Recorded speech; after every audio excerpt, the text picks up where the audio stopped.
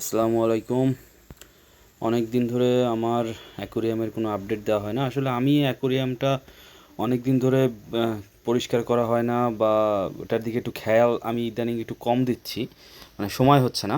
এই এই যে মাছটা মলি, এটা আমি নতুন অ্যাকোরিয়ামে ছাড়ছি। আমার বারান্দার যে পুকুরটা আছে, কৃত্রিম পুকুর, ওইখান থেকে ওকে সেদিন ধরে নিয়ে এসে আমার ঘরের এই প্লান্টের ট্যাঙ্কে ছাড়ছি। ওর বডির কালারটা অনেক সুন্দর আসছে।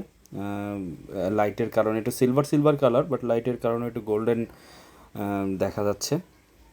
আর অনেক পরিমাণে গাছের গ্রোথ হয়েছে, একটু জঙ্গলের মতন হয়ে গেছে। আমার গাছ কাটতে হবে। এই উপরে যে গাছগুলো, এগুলো ভাবছি কাটবো, ট্রিম করতে হবে, ট্রিম করে ছোট করতে হবে, তারপরে ক্লিন করব। সম্ভবত আগামী সপ্তাহে করব, এই সপ্তাহে হাতে সময় না থাকার কারণে করতে পারতেছি না। আর মাছেদেরও আল্লাহর রহমতে সবাই ভালো আছে। নিচের এই যে গাছগুলা, আলো উপরে জঙ্গল হয়ে যাওয়ার কারণে নিচে লাইটের আলো অনেক কম পৌঁছাচ্ছে, এই জন্য নিচেও গাছগুলা ভালো গ্রোথ হচ্ছে না। এই জন্য উপরের গাছগুলা কাটা অনেক জরুরি হয়ে পড়ছে।